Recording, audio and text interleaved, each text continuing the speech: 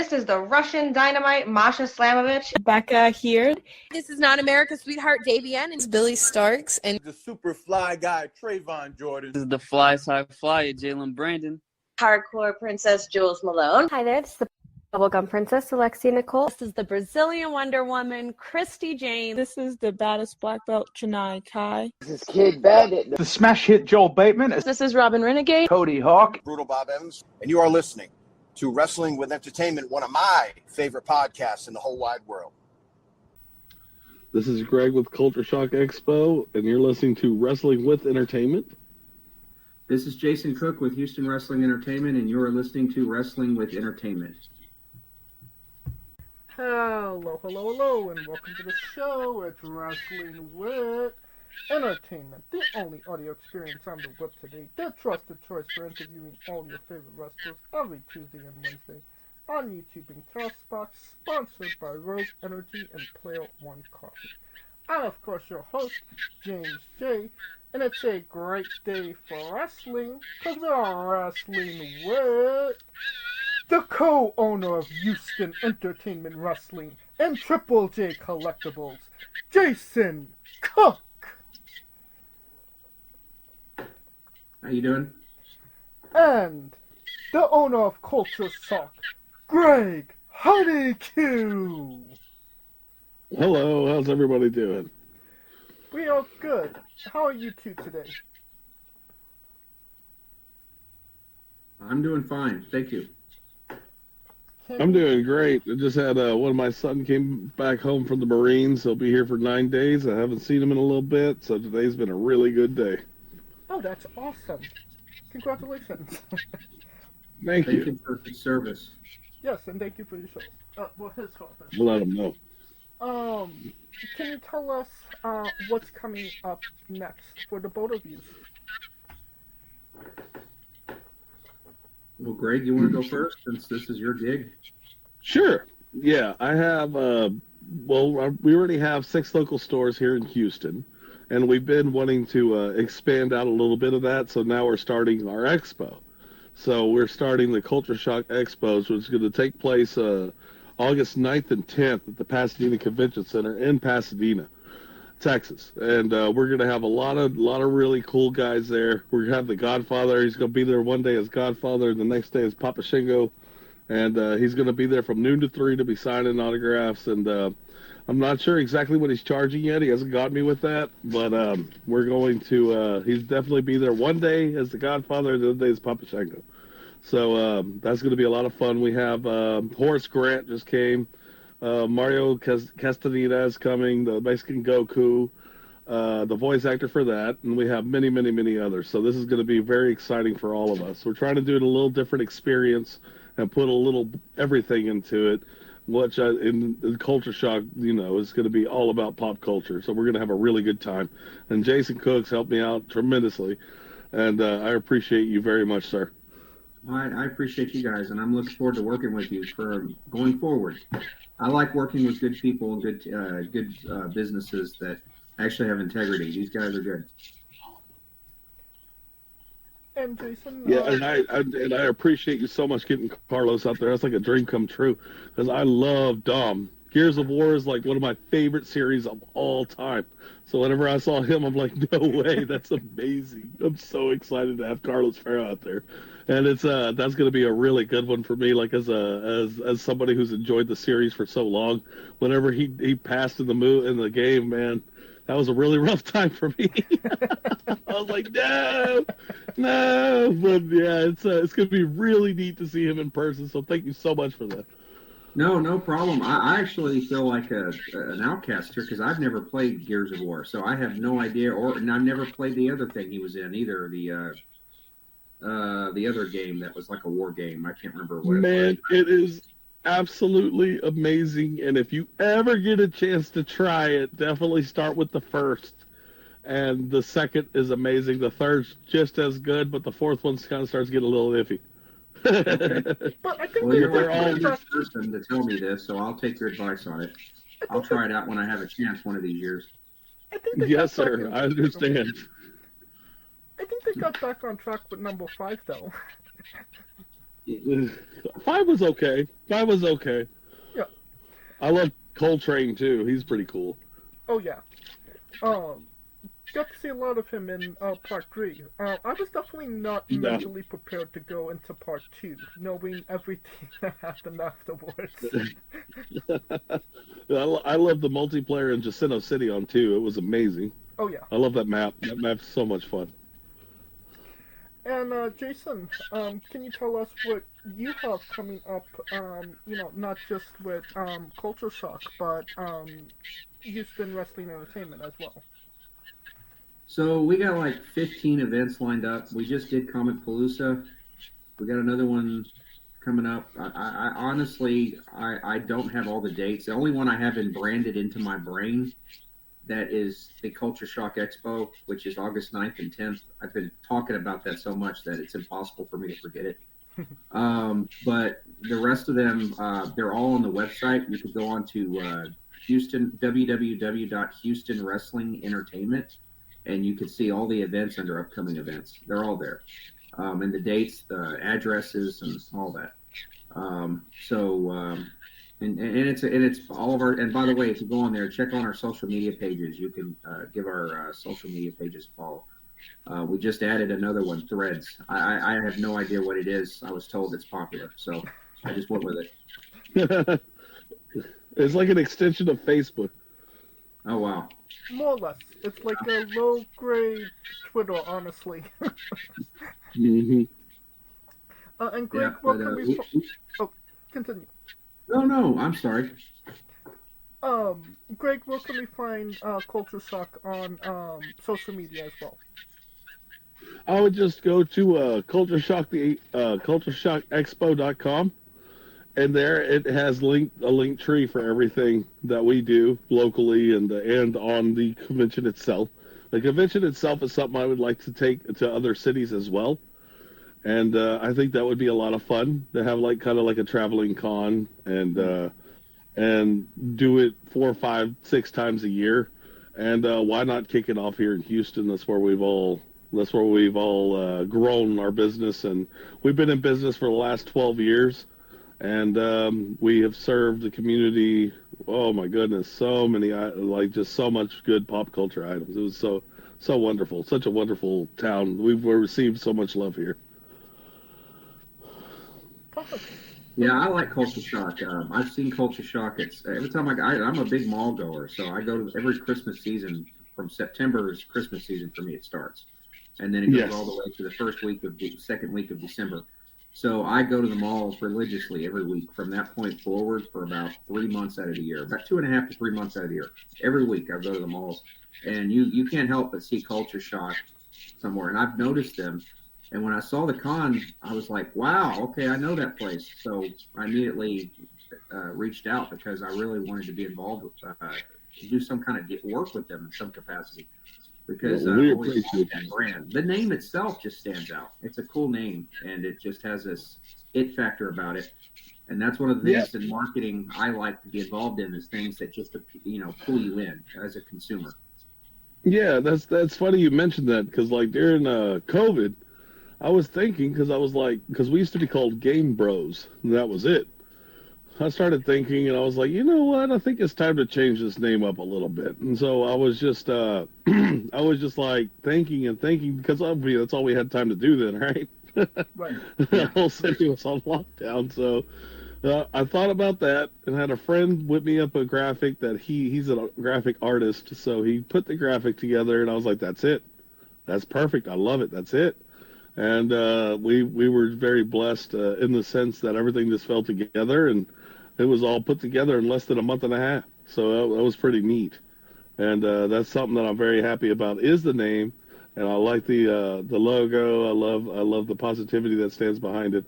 We're always trying to do stuff for the community, whether it's publicized or not. And it's always such a good time when we're able to do things like that.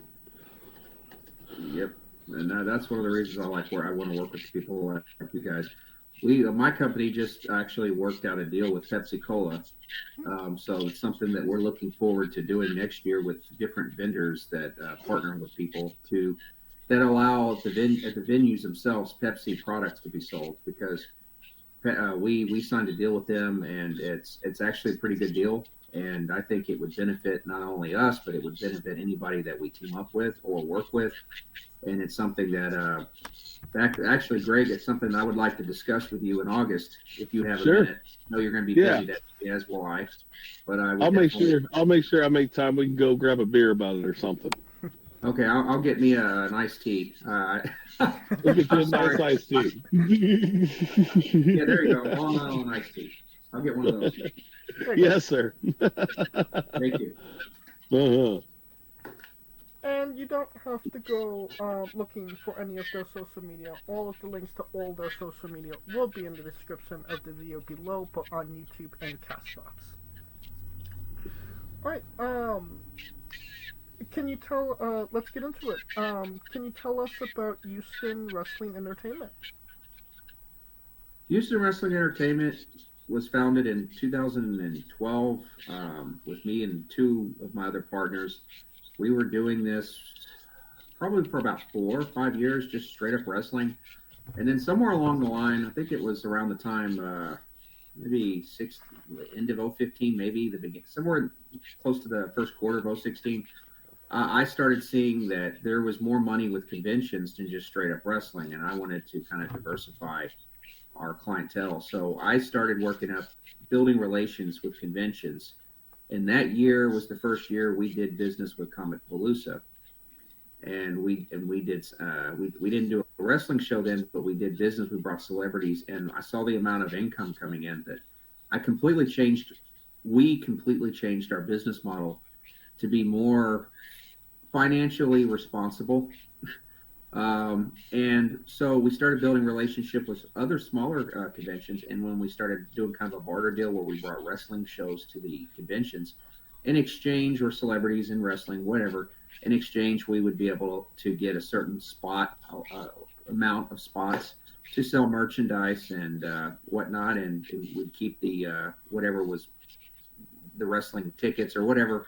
But they would get the promotion that we were working with would get the ability to have an extra entertainment income coming in the sense of, well, this is something fans that buy tickets, they may be more inclined to come in and watch a show.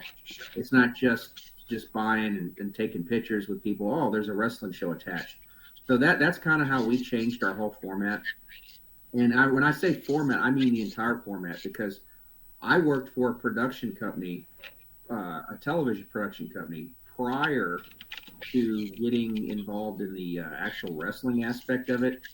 And when I worked there, started intern, and then I actually got hired, I wanted to use that knowledge and skill to actually produce wrestling locally, but do it in a way to where it's financially feasible, and not just kind of done where you break even and you actually have a real television deal, not a syndicated deal, with real sponsors, not local sponsors, but in real licensing partners, not local licensing partners. So the whole thing was going to be different, and it just didn't work out the way I wanted to, and it was becoming a slower process. And since we've been doing conventions, our business model has tripled in size. It really has, and it's increased. So it just came out better for us as a whole, just to stick to kind of combining the two and not focusing on just wrestling. So that's why our company name is Houston Wrestling Entertainment.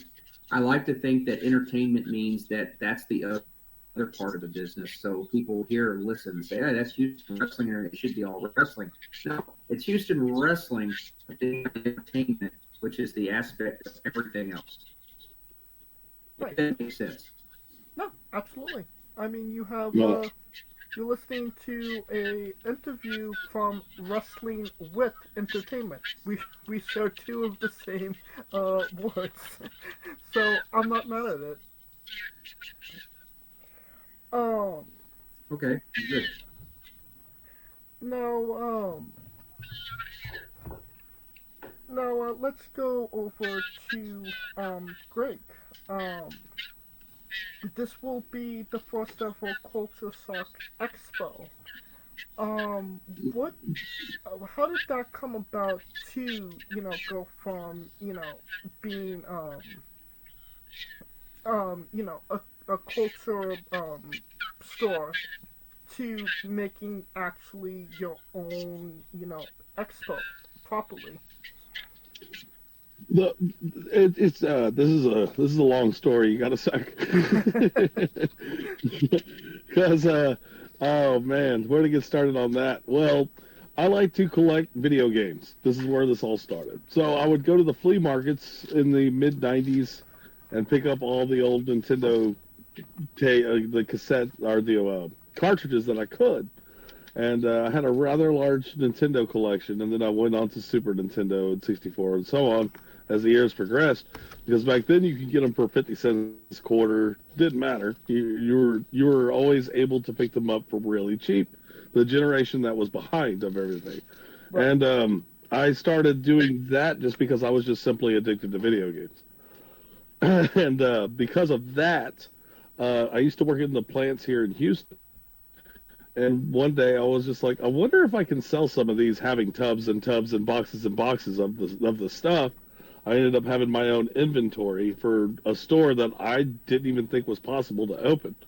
And so I started there, and I started selling some stuff, and I'm like, hey, you know what? I bought this for 50 cents and just sold it for $5. I can't believe that. So then, because that's actually a pretty big return when you think about it in volume. Oh, yeah. So I was like, that's crazy. So then I talked to a friend of mine that's actually an accountant, and I'm like, hey, this is something that might actually do something pretty well. Like, do you think, like, you'd want to try it out? And he's like, yeah, actually. And so I took him with me to the flea markets years and years later. And he enjoyed it. Like, it was like something that we got to do together as my best friend. We've been doing this since 1987. And we've been friends since 1987. And that's brother to me at that point. So I trust him fully. So I would want somebody like that to join my team. And so he did. And we started selling to where I would sell out of my garage. And then sold out of my garage, and people would come by and buy stuff from me every day after I got out of work. And then I'm friends with several people that also did the game thing, like collected them, and they're like, hey, there's these conventions that have video games. And I was like, what? Like I could sell them there? And they're like, yeah. So I was like, oh, wow. So that was like a dream come true for me. So I started going to these cons, and I met Kiji Inafune, one of the creators of the original Mega Man, and I love that game. So after that sparked off a whole, oh, wow, I got to meet the angry video game nerd. I got to meet all these really cool people doing this. I've sat down and drank with a few of the coolest dudes I've ever met in my life, and I would have never been able to meet them if it wasn't through this convention circuit. I was just at a convention last weekend with some really good friends of mine, and I like to look at vendors and be like, hey, I think you would do well here. And now that's kind of where I'm trying to like I'm making it a little different, is I want to get different types of vendors from all walks of life. But that's where this came from, is when Clint and I started the stores, I never forgot where I came from. So I've always gone to these conventions. Even though I don't really have to, I just wanted to, because it's how I started this business. So after we opened store 3, 4, 5, and 6 now, I still go on a regular. We'll sponsor a lot of them, and we'll sponsor events, and we'll do things out there for them, like donate prizes or whatever.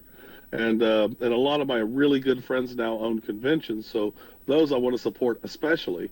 There's Retropalooza, really rad weekend, and a slew of others that we just Retromania, actually, Dripping Springs. We just went there. We like to go to these things, not in really necessarily the store capacity, but just to support your friends. So that was the whole, like, everything up to current in a nutshell. Well, I'd like to make a point what he said with regards to the 90s with video games. I did the same thing, actually. Of course, I just did it to keep them, not to resell. But I remember Funkoland and those god-awful stock market magazines they had before it became GameStop, where you could look at the market change, even if it changed by 1 cent. Look at this, Jason. You're not going to believe me. You're not gonna believe me. Look at this You still camera. have it? Oh, oh, that brings back nightmares. That's awesome, though. That is awesome. Oh yeah, that is cool. That is cool. Yeah, that's old school right there. That's so funny that you say that because I was just looking at that. Yeah, it was like the market share. It was like the market went down by 1 cent. So we're going to change the whole newspaper article for the following week, and they would do it too. It wouldn't matter if it was 1 cent or 10 cents or. They most certainly would. And it's funny because right here, they have a game called Stadium Events. And they were selling it for, let's see here. I was just looking at it. I know it's here. Stadium Events. I think it was $1.99. And right now, that game on the current market goes anywhere from $10,000 to $15,000. Wow. Wow, man. That's impressive. This is why being a psychic for the future investments would be an incredible gift. You're an X-Men, that would be the mutant power to have. Yes, it would be. You could buy all the other ones. Yeah.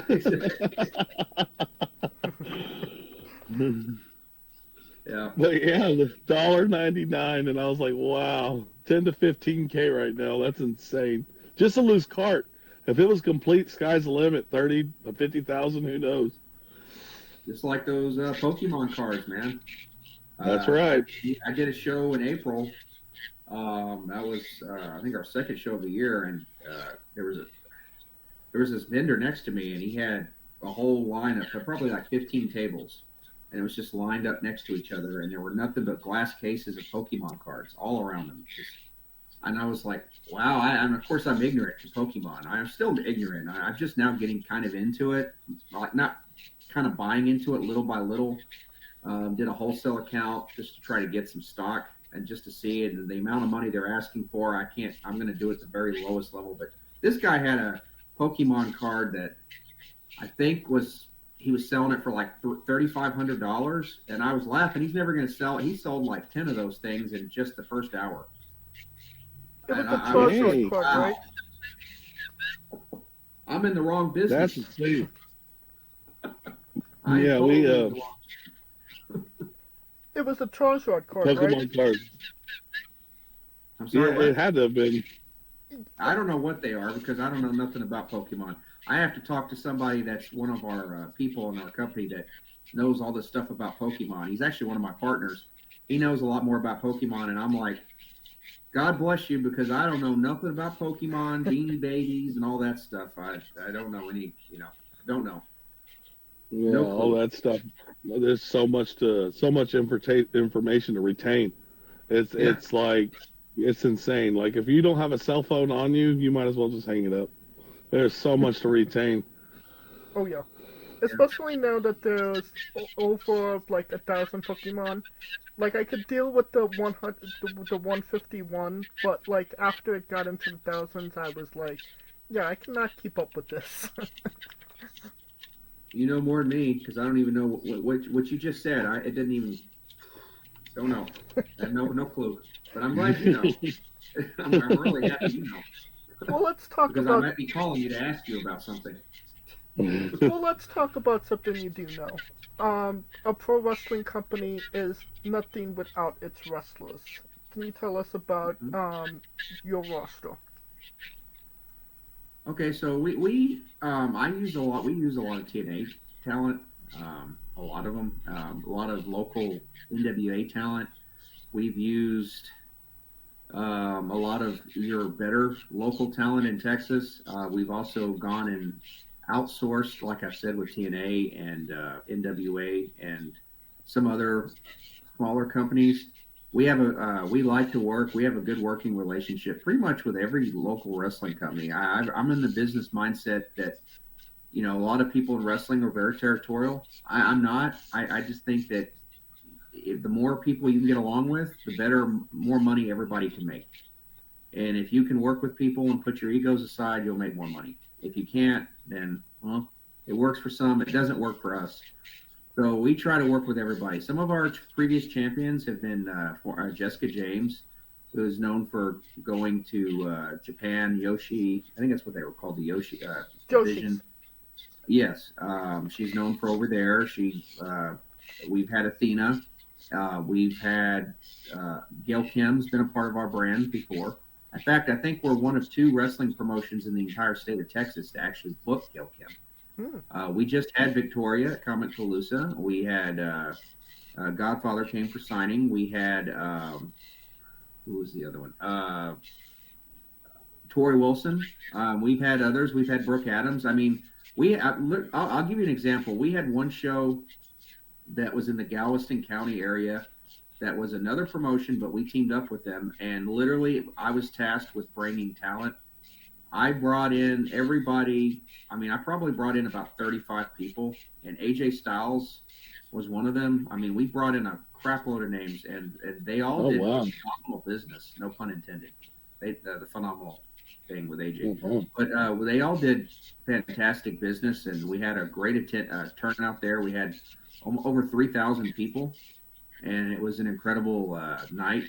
And those are some of the things that we used to do, and we still do. But like I said, we like to focus more on attaching anything to do with wrestling is going to be attached to some kind of convention. It's not going to just be wrestling, unless you have a serious TV deal. If you're just dealing with syndication, you're not going to make money. I know too many people that put all their eggs in one basket on that, and they don't make it back. I know they don't make it back. It's impossible. Syndication's a barter deal.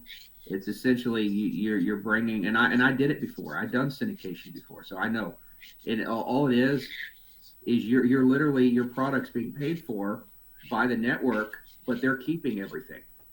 So when I say your product's being paid for, the cost of producing your show is being paid for. Not your talent, not your venue, but the cost of producing the show in the sense of filming and editing it and all that good stuff. So you're breaking even at best. And unless you have a huge following of sponsors to cover it, it's just not worth it. And to be honest, I've always been in the mindset, if you're going to do that kind of thing, you need to make sure you do it the right way, and that requires real television.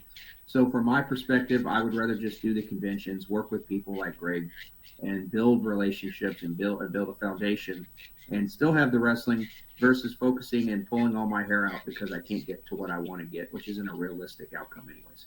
So that's how I look at things. I love wrestling. I don't want fans that are listening to this to think that I'm not liking wrestling or I'm being negative on wrestling. I want wrestling to be successful. We are still doing wrestling. We will continue to do wrestling, but it's going to have to be in a different way. And conventions, I feel like is our main business model right now, is doing these conventions. I mean, like I said, we've had more business success doing conventions in the last 8 years than in any of the wrestling I've been involved in the 10 years before that. And that's just a fact. So I would rather deal with having wrestling, but doing it the right way. And so that's where officially Houston Wrestling Entertainment stands. What is something that you know about pro wrestling now that you kind of wish you knew when you started Houston Wrestling Entertainment? Well, that's an easy question. That falls under the streaming, the aspect of streaming. Back when we started our company, streaming was really just kind of getting started. It was already around, but with wrestling, it was very niche. Now, if you have the right partners and you have the right teams and the production crew, you could do good with the streaming deal if you have the right connections and you know how to speak the language of the people that actually set up the deals. And that's something that we wouldn't be opposed to doing down the road, a streaming deal, working something out like that with wrestling. But for now, it's just conventions. Now, Greg, you kind of mentioned your history, starting as just, loving video games to now having, 7 stores in every mall in Texas. Houston. I'm just in the Houston area right now. Houston, my bad. What is something that you know now about, owning a business that you kind of wish you knew when you started, your business? you just have to. It's when you like something so much, you have to be careful not to get blinders on and say, I do this for passion. Of course you do, but sometimes that don't pay the bills. So you have to learn how to be quick on your feet. You have to evolve, and you have to get with a lot of times. And it's hard to do that whenever you did make that a passion project for so many years, you know? Right. And sometimes you need like right now I'm very blessed. I have 40 wonderful employees and a great business partner and a great partner and in life, and everything is really copacetic right now. But but like you said, it hasn't always been like that. And it's always tough to get that to that point. So it would be more of, I wish I would have learned how to adapt a little more before I started the stores. Like I wish I would have learned like Pokemon cards and like Funko Pops immediately, and like Shogun Warriors, like the toys and G.I. Joes. I wish I'd have learned a little bit more about everything in the collectible market, Magic cards, before I just jumped in and I was like, yep, I love video games. I'm in. I wish I would have done that a little sooner, but that's okay because we're doing it now, and we learn from our mistakes. Mm-hmm.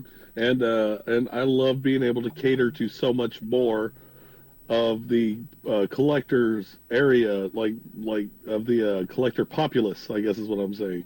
And now than I was whenever I first started. I've met a lot of cool people, especially in the cards. Pokemon cards are so hot right now, but there's so many cool people doing them. So many cool people. I love a lot of the customer base in the Pokemon card specifically. There's just so many people, so many new faces. So it's actually kind of neat. But that is one thing I would definitely have wish somebody would have told me. Well, Greg, we're kind of in the same boat then. Exactly yes, the same boat. Very similar. You're having to evolve, just like we had to evolve. You know, that's it. Either you evolve or you die. It's very simple. And that's really, I thought that was very smart of you to say that you wish you would have jumped on the streaming, because that's so cool. Because if you could have like streaming on YouTube or streaming on even TikTok. TikTok's real hot when it comes to everything. I'd imagine wrestling's up there. One time, I love arm wrestling. Like, that's one of my things. I love Devin Lorette. I saw Brian Shaw's in it now. That's amazing to me. I just love arm wrestling. But one time we were training, because like we were like getting our little strength training in, and one of my friends put us up on his TikTok, and there were 1,100 people watching those goofy guys just lift weights and talk and arm wrestle. And I was like, and this guy's not that popular, so I was like, what in the world? And I guess it just got me to thinking too on that streaming aspect. Just people just want to see entertaining streams. I thought that was kind of interesting when that happened, because I used to stream video games. I never got near that amount of audience. So whenever we were just streaming lifting weights and arm wrestling on an arm wrestling table, there were 1,100 people sitting there. I'm like, wow, okay, so workout, got it. Whatever, man. If there's an audience, go for it. Yeah, exactly. I did not expect. I was like, man, why are you doing that? You're not going to get nobody watching it. Boy, was I wrong. Yeah, there's at least 1,100 people out there that disagree somewhere. Yeah, that was very interesting. But yeah, I think that's really cool. Have y'all started streaming on any specific platform, or are you waiting to do that? No, we're researching that at the moment. That is something that we definitely would like to do. I mean, when we started, there was a discussion about the live streaming. At the time, the cost was just, and we didn't have a partner when we had the ability to produce it, live stream it, we just didn't have an area to sell it to. So it became a situation of cost and production. And I'm such and some of my partners, when you meet them in August, you'll get their perception. They love me, but they call me Captain Anal, because I am such an anal person to details. I'm not kidding, man. I'm laughing, but let me tell you, hold on, I'm sorry to interrupt you, but I didn't want to sound rude because I laughed. I laughed because that's how my business partner is, and I need that. Yeah. He is Captain Anal, I promise. We call him that all the time. I'm like, bro, you're so anal. It's like, man, you got to pay attention to detail. I'm like, I'm trying. Me and him will probably pick it off immediately because I think so. Like that. I think so. That's awesome. I drive people crazy, and then they and it's okay. It's an acquired taste, right? But, it sounds like I'm talking to him. Yeah, he does the same thing. But it just comes down to that. So yeah, we are looking at that. That is something that we as a company are definitely investigating for future reference. But right now we have our dates are filled so high this year. I think we have like 14 more events this whole year. So we're like, oh, wow. I mean, we're packed. So next year, I really want to start negotiating deals with venues that sell Pepsi products, because the concept of, we're dealing with Pepsi now, and I think that that's an awesome avenue. And when we were talking with the Pepsi executive, they were telling us, look, this is what you would get. This is what, they even give you advertising bucks. So it was a concept that I thought, well, immediately, and when they agreed to work with us, we were like, okay, we just need now next year, outside of Comic Palooza, which would be the only one we would deal with that doesn't that deals with Coke. We need to make sure that venues that we do business with, Pepsi is allowed. I'm drinking a Pepsi right now. I get it. Awesome. Well, I love Pepsi anyways, but the concept, I love the fact. That's awesome. And the fact that they give you advertising dollars is something that I really like. Coke does not do that. Pepsi does that. So that depending on the amount of product you order per year or per quarter, depends on the allotment of advertising dollars, I guess you get. So there's a lot to go with it, and a percentage cut of every product sold. So, like I said, Greg, that is something that me and my partner Joe would definitely like at least 5 minutes to discuss with you regarding doing something next year. Sure, man. We'll talk about it. Yeah. I'm definitely in. I love Pepsi.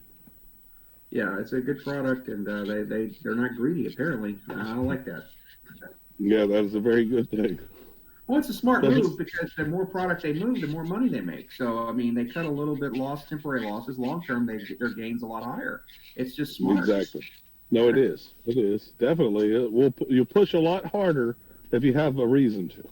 Yeah. So that's kind of interesting that they actually do it like that and nobody else does. You would think that would be something like an industry standard. Yeah. You would think. No, yeah. Going back to Jason, when it comes to, Houston Wrestling Entertainment, for me personally, the key word in that is Houston. Houston has always been a hotbed for pro wrestling since Paul Bosch era, the 60s, 70s, 80s. Was there any, have you felt like there's any, responsibility, to kind of uphold, that responsibility of being Houston Pro Wrestling when Houston Pro Wrestling has been such a big staple of pro wrestling in general in the world? No, I don't think so, and I'll tell you why. There's a lot of other wrestling companies that are just strictly wrestling, and they've been here a lot longer than us. Booker T, who I have no problems with, Hall of Famer, WWE Hall of Famer. His guy Kevin, who's I consider a friend. He's a very great young executive producer. They care more about carrying on that legacy. I'm not saying we don't, but I'm saying it's not our prerogative. It's not our priority. That's the correct term. To carry that on in the level that they're doing. They're focused exclusively 100% on syndicated pro wrestling in Houston, Dallas, Austin, and a few other markets. That's what they're focused on. They're not focused on anything else. and they're carrying that torch. We're not. We love Paul Bosch, but even if we did, if say we did TV and we were doing streaming, I have a format that we would do. It would be completely different from anything to do with Paul Bosch. It would be, I believe, something that's a lost art with pro wrestling, and that goes for everybody, is cliffhanger endings. I think as a television show, it needs to be treated as a television show. First and foremost, every aspect of a show should have a cliffhanger, where you have a beginning and a middle to build up to the end, to give a solid cliffhanger where people actually feel obligated and care to want to watch next week.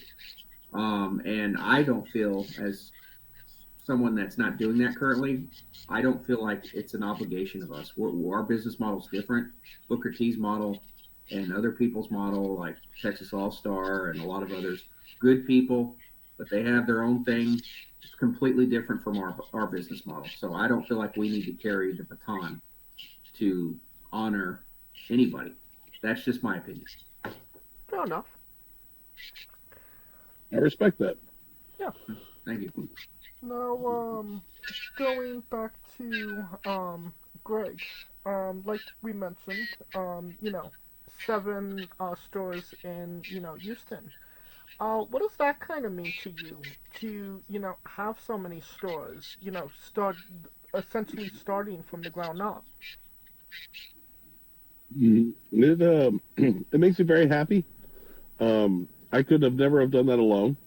I'm very I'm very blessed to have the business partner, and employees that I have, and it's flattering to me to have such a team that wants to help succeed, and starting from one man in his garage to what it is now. I'm very proud of what we've done together. I would say me, but that's not true. So because we've all done it together, I think that's the ticket here is. I'm very blessed. I'm a very blessed man in the sense that I have so much support, and that to me makes me a very happy person. So, I think that's how I would feel about it if I wanted to really be honest. Cool. Okay. Now, you going back to Jason, you have had celebrities that don't have things to do with pro wrestling as well in your cards. Can you tell us about bringing in Chuck Norris? I'm sorry, what was bringing him where? Could you tell us about working with Chuck Norris? Oh, great guy. Awesome guy. Everybody outside of maybe, and I'm not going to name names, but outside of maybe 5 people and we've dealt with probably 100 plus celebrities. Every one of them, most of them aren't even on the website. Probably maybe a quarter of them are on the website. But every one of them we've dealt with or brought to a place outside of maybe 4 or 5 have been gems to work with. Chuck Norris is great. Steven Seagal was awesome. We brought him to a martial arts convention with Norris. In fact, it was an awesome experience. Seagal is actually interesting because he had, some people say he's, whatever. He has a reputation, right? Right. But we didn't have an issue with him. In fact, half of his money, he has a rule of thumb.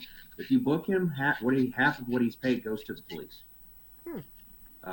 So and that's a nice thing. He wants to make sure that the police are covered financially or whatever in any state or any county that he's in. He's working. Half of his money will go to the police.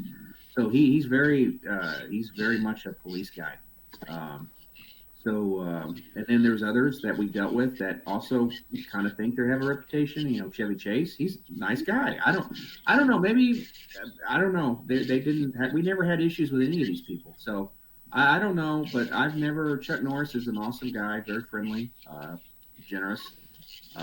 And we've had others that kind of they're not rude, but they're kind of strange. But I'm not going to name names. They want their hotel rooms in a certain position to where the light's coming on them in a direction that I don't know. Don't ask me to explain it. But everybody has to support. But that's true though. I mean, everybody has their support. I I mean, how do But you... I won't name names. But yes, Chuck Chevy- Norris is one of the good ones. Chevy Chase, what was that like? Is he funny? Yeah, very funny. In fact, there was people coming up and wanting to do a sarcasm kind of like run at him, being sarcastic with him. So it'd be kind of he would like go. They would have, what do you call it, where you kind of keep going until somebody submits. So he would just keep going with them until, and it was funny. And I think we actually somebody filmed that, and I was crying laughing because he went on for like 15 minutes until the other guy just walked away. See, that's amazing. I would love to meet that guy. Yeah. That's amazing. Master of comedy. Yep. Any celebrity that stands out to you? Anyone that you will maybe starstruck bringing?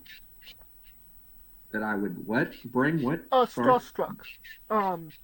That you will kind of geeking out to actually meet. Oh, I'm going to be honest with you, man. And I don't want to sound like I'm trying to put myself over, but I don't really mark out to anybody. It's a rule of thumb. Being involved in wrestling and then dealing with entertainment, that's kind of a rule of thumb. You don't mark out with people. When I go to the green room, I would sit, tell you a little story real quick, keep it short, because I want Greg to be able to push his product. That's the main thing I'm here for. But you ever watch Terminator 2? Mm-hmm. I'm sure you have. Yep. The T-1000. You remember Robert Patrick? Yep. He played the T-1000? Yeah. Okay. So he came down to Comic Palooza in 22.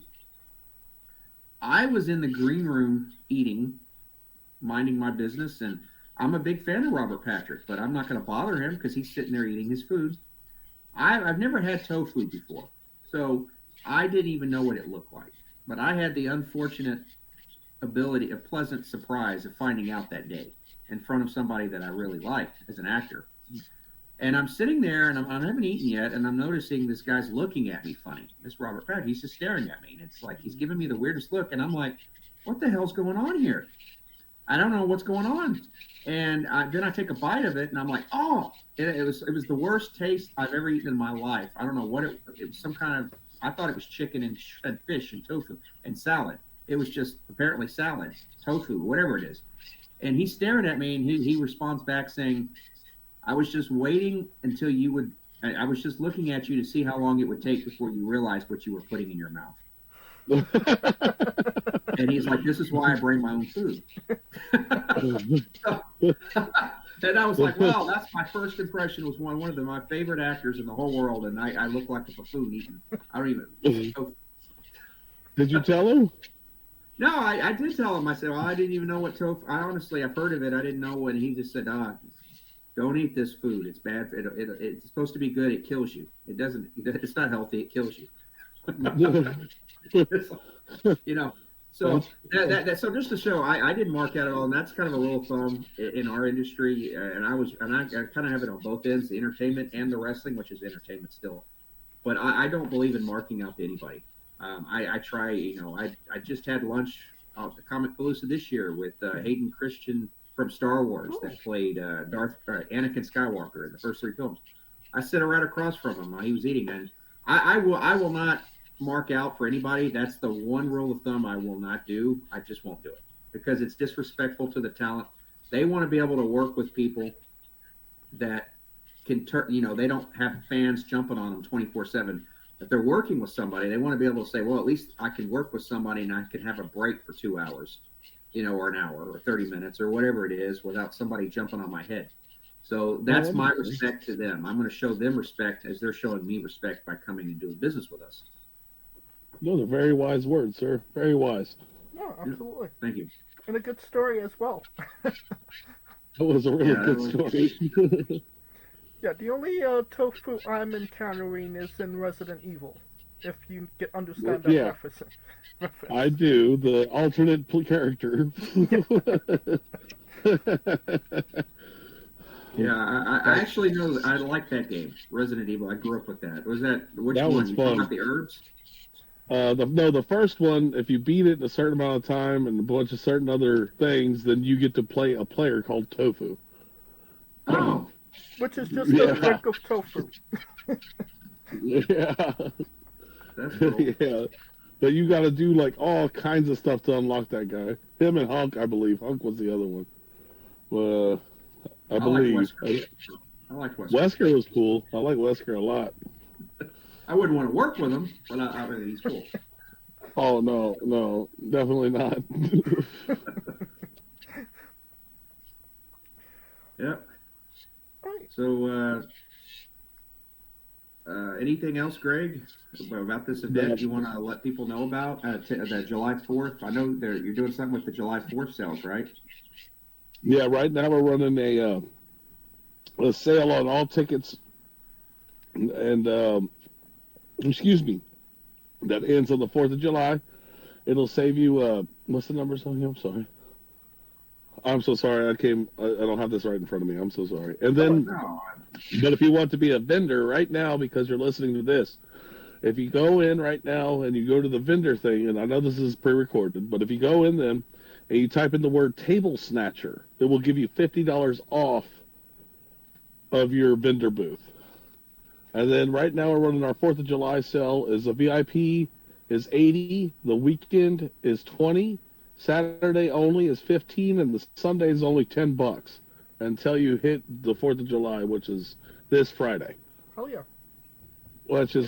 And then if I can, I will rerun this for the listeners out there, because I know this is going to be running in 11 days. So I'll gladly give them a week to have the same sale, but I'll just have to get you the code somehow. That's fine. I could put that in the description of the video below, but on YouTube and Castbox as well. Perfect. Just send that to me when we get closer to. Yes, sir. Doing all of this, making your own con. What has been some of the learning curves that you've been encountering, doing something like this? I apologize. You broke up there for a second. What was some of the what? What was some of the learning curves that you had to adjust to, making your first proper con? Well, some of the, one more time, James, I'm so sorry. The learning curves of making a con. Like the, one more time? Jason, can you hear him? I can't hear him very good. No, I couldn't. I'm sorry. Okay, can you hear me now? Yes, you speak a little louder if you don't mind. I'm sorry. Yeah. What were some of the learning curves that you had to adjust to? Oh, learning, yeah. Learning. Okay. With some of it was because, like I said, I've been very blessed and have a lot of friends that do these. So I've been able to go everywhere from Hollywood to conventions out there to Destin, Florida. So I've been able to see so many cons in between, and I asked them questions anytime that I saw something that I thought was really neat. I'd ask them how they did it or what they did, and they were always so kind to just tell me. So the only thing that I was having a problem with is, like, say somebody does a panel where they want to speak about what they did and all that. And everything that they do or currently are doing. I wanted to kind of have it more comfortable than most. So I had to give up some vendor tables to make that happen. So that was something that I didn't expect. I was like, oh no. But we did it early on, so it wasn't so bad.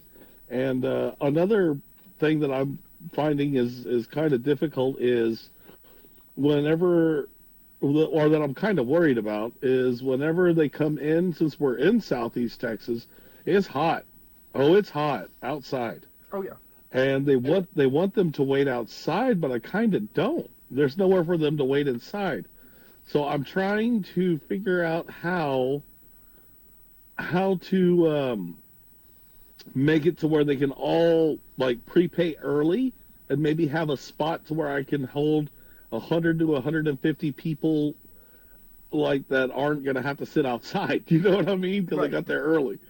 So I'm trying to learn how to do that, but I think I've got that down.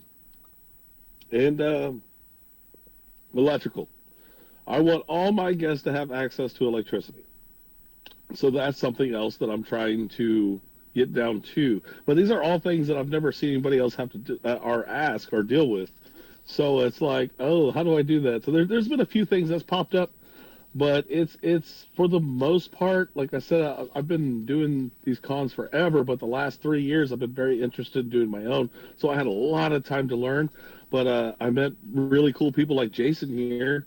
He's helped me out a lot already. So I'm very grateful for the help that I can get too, because getting your name out there is hard. And I appreciate you for having me on, James, because this is publicity is something that, man, I did not think it would be that hard. Because now that I'm trying to promote it and stuff, it's hard to get people to share things, comment on it, like it, you know what I mean? Right. So that's something else that I didn't think was going to be a problem either, but it can be. So I'm like, wow, I'm learning a lot off this first one that I'm sure will continue on into others that I just need to slowly find a way to fix. What's been your favorite part of the process so far? Meeting new people. I love meeting new people. I'm a people person through and through. So it's always been really cool for me to meet new people, and this is just another avenue to do that. So it's like I've always been the same way, kind of like Jason was saying. I don't like to walk up to celebrities and be like, oh, wow, hey. I don't want to do that to them either, because I feel like that's something that gets done probably a little too much. Now, he explained it perfect, because why would you want to work with somebody who's going to do that to you all day? Is probably annoying. I didn't even think about it from that aspect, but that's pretty smart. But yeah, I like meeting those guys too. I used to smoke cigarettes, and it's a true story. A con I was at, I saw Bam Margera, and he was smoking a cigarette under this rock thing, and I was like, I walked up to him and I was just like, hey, what's up, man? How are you? And he started talking to me. So I pulled out a cigarette, and I was smoking my last cigarette with Bam, because I was like, and I just talked to him, normal guy, didn't go, oh man, you remember in CKY, or whatever. I didn't do that. Nice and cool. And ended up being one of the coolest dudes I've met in a long time. Just sitting there shooting the stuff. And that was my last cigarette as a smoker. And I was like, that's a really cool story to have. So I was like, I'm definitely not smoking again after this. So I don't smoke anymore. I still don't smoke. But my last cigarette was smoked with Bam, and I did exactly what Jason said. And, man, we got his phone number, and dude's cool. Like, he's a really cool guy. Awesome. That's awesome. Good story. I mean, that's a really good last cigarette to have. Yeah, it was, man, because, I mean, the guy was just so laid back. We're just talking about life and talking about the con that we were currently at and how it was, and just a laid back dude. Just another guy. I think that's a good segue into the colossal question. Let's say that they're making a movie about you. Every movie has a soundtrack. What would be the first 3 songs on your movie soundtrack? And this is for both of you. I got my 3. What? Jason, you want to go first? I don't even know where to begin on that, because none of my songs would be popular. I'm a classical music kind of guy, so I don't know wow, okay, a mainstream thing. Are we talking about like fifth overture type stuff, Moonlight Sonata? I don't know, Final Fantasy VII, that kind of music. I don't know, orchestra. Oh, okay. Yeah, like fanfare. Yeah, that kind of stuff. I don't even know what they're called. Their names of them are. I mean, anything with Hans Zimmer, I like him. He did the scores for the Man of Steel, BVS, the Dark Knight trilogy, X-Men, Dark Phoenix. You know, I like his music because it's classical and it's orchestra. I don't know. I'm not going to be popular in this discussion, so I would rather not say. I'll let Greg go. Okay. Mine's not very popular either, but I'm more of a funny guy, so it probably would be like Thunder Horse from Death Clock would start, and then we would probably switch into some. In the spirit of the con, we are having Adam Warren from Oceano, so District of Misery would be in between there, and then we would just close it out with some Untiss from Bloodhound Gang. Yeah, there you go. Can't go wrong there. I'll just claim Oppenheimer. The whole theme score of Oppenheimer. The movie that came out 2 years ago. That's my music. Perfect. That's a really long soundtrack, buddy. It's your whole 3 parts. Hey, there you go. 3 parts. The 10-hour music score. There you go. I'm easy. 15 minutes, I'm done. Now, every movie has a supporting cast. Who would be 3 people significant to you in your story that would be in your movie? We could start with Greg if he's willing. Significant to me, how? Like in as far as like inspiration or So like I said, if they were making a movie about you, like who would be 3 people with meaning to you in your story? Well, it'd probably be my best friend for sure, my parents, and my partners. My partner for sure. Well, and my kids. I mean, so there's 4. So I guess that would be like, it'd be more like a family movie, I guess. I gotcha. Is that what you're asking? Yeah, I'm confused. Are you asking about actors, the actors, or are you asking about our personal people we know in our lives? No, personal people you know in your life. That would be. Oh, okay. I'm glad I didn't answer that first. That's what I thought you were asking, but yeah. So it would just be family, man. Jason. And that would be the same thing with me, family and close friends. I mean, that's there would be. I mean, it's people you trust, right? Right. Thick and thin. Yeah. Right. Now on to a controversial subject: pineapple on pizza. What's your stance? I'm gonna say I love it. Okay. I like it. I don't have a problem with it, but I won't tell a full-blooded Italian that. That's a good way to get, I'm kidding. That was a joke. That was a Joe Pesci joke, by the way. That where you don't put pineapples on the pizza thing. No, I'm kidding. No, I don't have a problem with it. It's an extra ingredient, right? It just gives it extra flavor. Okay, so we are both pro pineapple on pizza.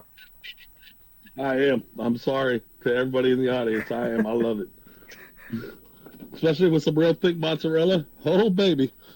Hey, add some Indian peppers on there, too. The Indian, some Indian food. The chiles. That's what I'm talking about. Oh, yeah.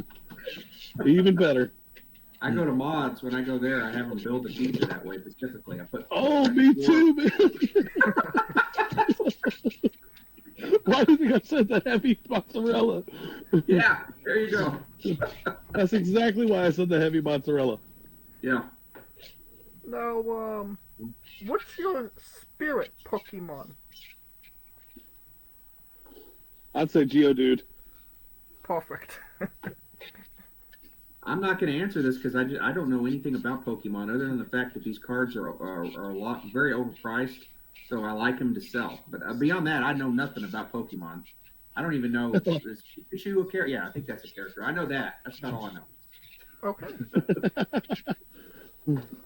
On a more serious note, where do you 2 see yourselves in 5 years?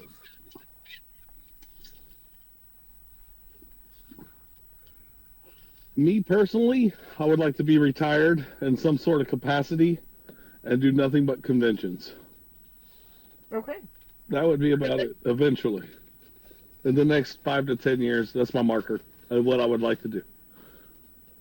Jason? I would like for our company to advance to a level to where we're like at the level of Fitterman, where we're literally doing every major convention in the country. I went to high school with that guy. You did? Nice guy. Uh-huh. Yeah, I met him. He seemed like a really nice guy. He's a nice guy. He always brings in a lot of the boxers and stuff. And Mike Tyson, I think he's brought like 100 times. Wow. He seems like a good guy. Huh? I love Mike Tyson. I've never met him. Well, I grew up watching his fights, so I follow him closely. And he just seems like a really fun guy to hang out with outside of the conventions and ring thing. Cool, man. Hey, I'm all for it, man. He seems like, I don't, like I said, he seems like a nice guy. I liked him in that movie. What was it? The Hangover. Hangover? Yeah, he was amazing. Now, since we are nearing the conclusion of this interview, we are wrestling with the 8 questions of doom. This is our speed round, our bonus round, the round where we see who you really are. Technically, it's 16 because we're asking both of you the same questions. But are you ready? Yes. Right. Greatest wrestler of all time. I wasn't ready for that one. I'm going to go with Goldberg. Jason? Hulk Hogan. He's what got me into wrestling, and I know it's not a popular thing to say among some, but he is the biggest draw in pro wrestling by a large margin, and is in some way or another helped develop and make somebody a star in this industry. So I'm going to go with that. That he is. Worst wrestler.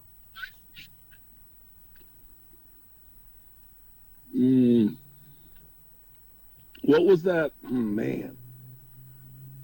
I can't remember his name. It's at the tip of my tongue. The little guy that would come out there and just be obnoxious. What was his name? That's like 90% of the industry. I'm kidding.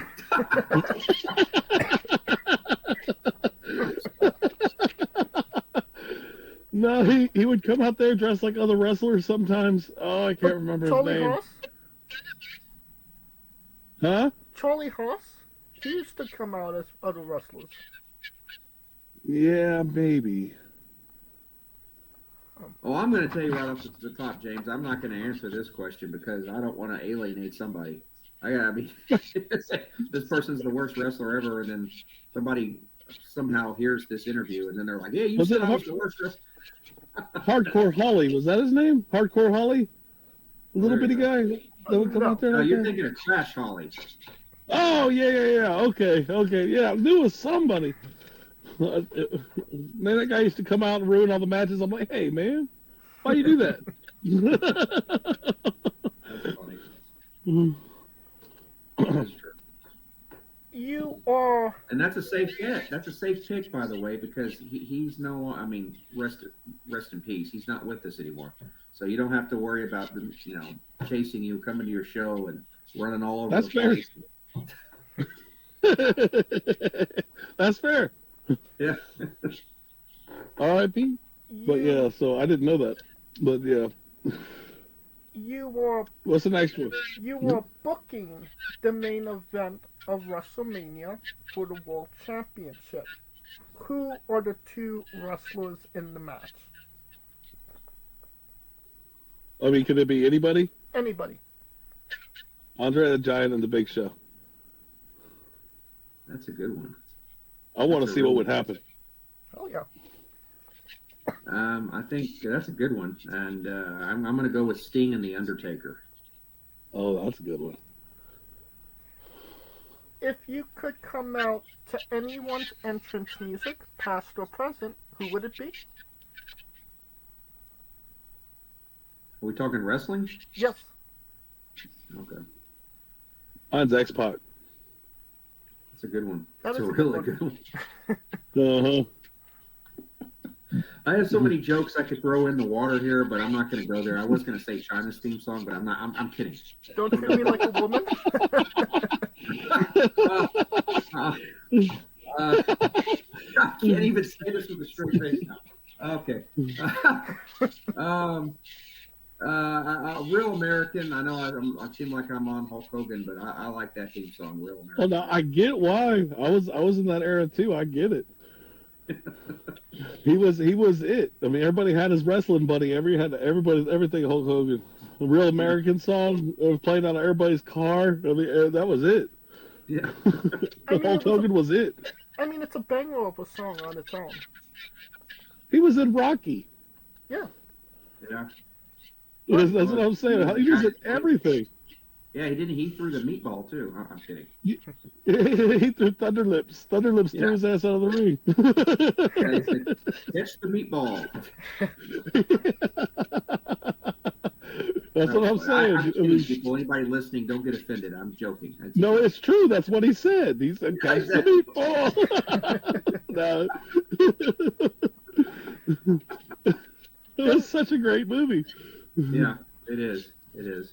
Finish the sentence. Kayfabe is.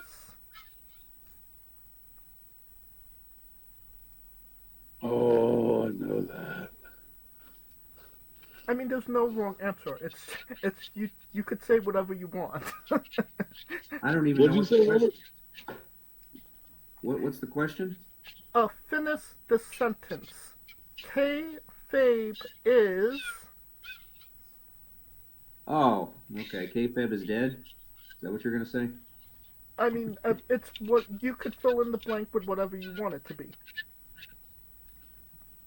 Yeah, that's I don't know. That's what I hate that though, because that's what's destroyed the wrestling business in a nutshell, is taking away that aspect of the business to where people still believe, at least halfway believe, something is real what they're watching. When you take away all the element of grittiness and realism out of the equation, to where everybody's in on the backstage, what it means, what this means, what a heel face means, and all this other stuff, and ribs and all that other stuff. It to me, it takes away from the integrity of the sport, which has been long gone. Yeah, I'm not delusional. It's been gone forever, for a long time.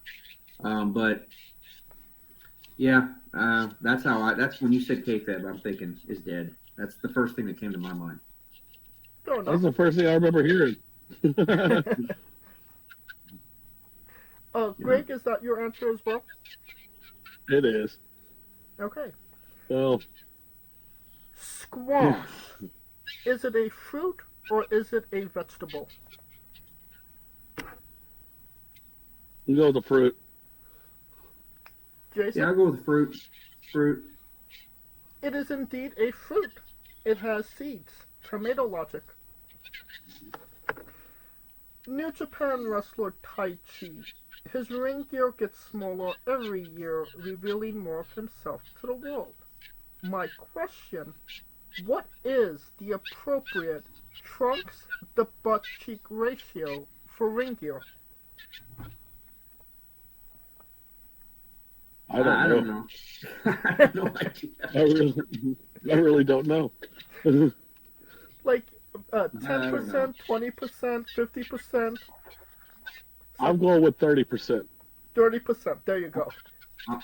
Okay, I don't even know where to begin. I'm guessing 50%, just because I don't want to do the same thing, you know.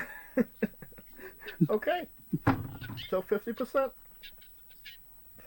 And the last question, the main event, the thing everybody wants to know. Have you ever had a conversation with a stranger in a supermarket about Darby Allin? No. Nope. And that's the correct I have answer. not. No, not at all. I've had encounters before, but not without Darby Allin. Absolutely not. Nope. All right. And that is the correct answer, and that will conclude this interview. Thank you guys so much for coming on and doing this with me. Thank you for having me. And please remember, Culture Shock Expo is August 9th and 10th. Please buy your tickets now. I believe it's from 10 to 5 p.m. Is that correct, Greg? That's correct. Both days.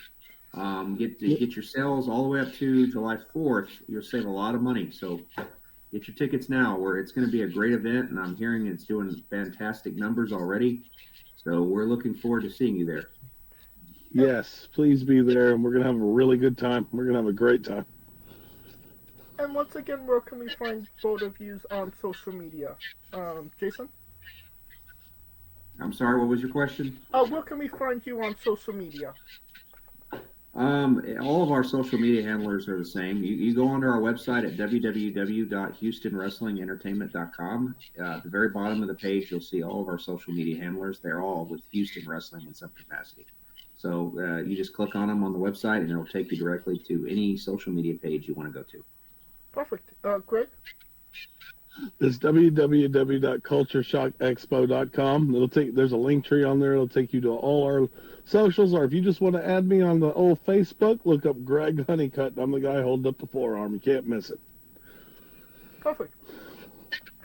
And you don't have to type it into your Google machines. All of the links to all their social media will be in the description of the video below, but on YouTube and Castbox, simply click the link. A new tab will appear on whatever device you are on.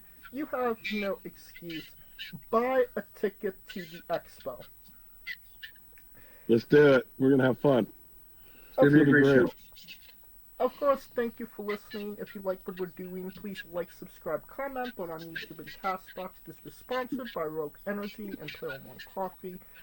Join us next Tuesday and Wednesday for new incredible interviews, and follow the show at WRESTLINGWITHE, both on X, Thread, and Instagram for information on who we're interviewing, when we're interviewing them, links to those interviews, and so much more. Follow me personally at JamesJ993. Alright, when I say wrestling wit, you say entertainment, okay? Okay. For our special guests Jason Cook and Greg Honeycu, Calico Yacht, Scooter Dust, I'm James J, and this has been Wrestling Wit. Entertainment. Hey folks, this is the Colossal Mike Law, and you are listening to Wrestling with Entertainment. Enjoy the show, support these guys. We appreciate it very much. We'll see you at ringside.